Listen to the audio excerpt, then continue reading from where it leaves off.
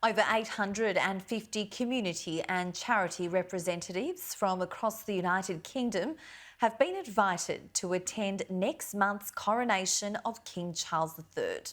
The May 6 event set to be the UK's event of the century. Sky's Alice Porter has the latest details.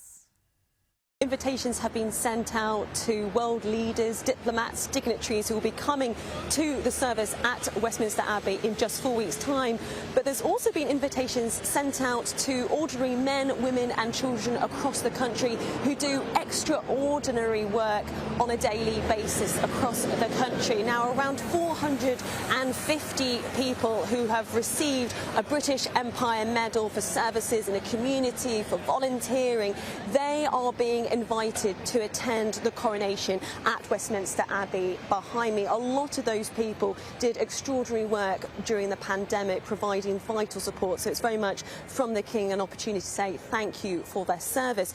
But there's also going to be around 400 young people, children, teenagers who will be watching the service at St Margaret's Church, which is this smaller church next to Westminster Abbey. Now, they will be watching the procession as the King arrives in Westminster Abbey, but there'll also be our own private viewing of the coronation as it takes place. Now, half of them have been picked by the King and the Queen Consort, and they're affiliated with charities which the King and the Queen Consort support, so Barnardo's, the Prince's Trust. But the other half, the other 200, have been picked based on what the government are promoting in terms of charities which are involved with volunteering, so Girl Guides and Scouts, St John's Ambulance, and they will in fact be volunteering on the day as stewards. So there'll be 400 young people who will be watching the service there. And I think what we're seeing from King Charles very much so is a message of trying to incorporate ordinary men and women from across the country who do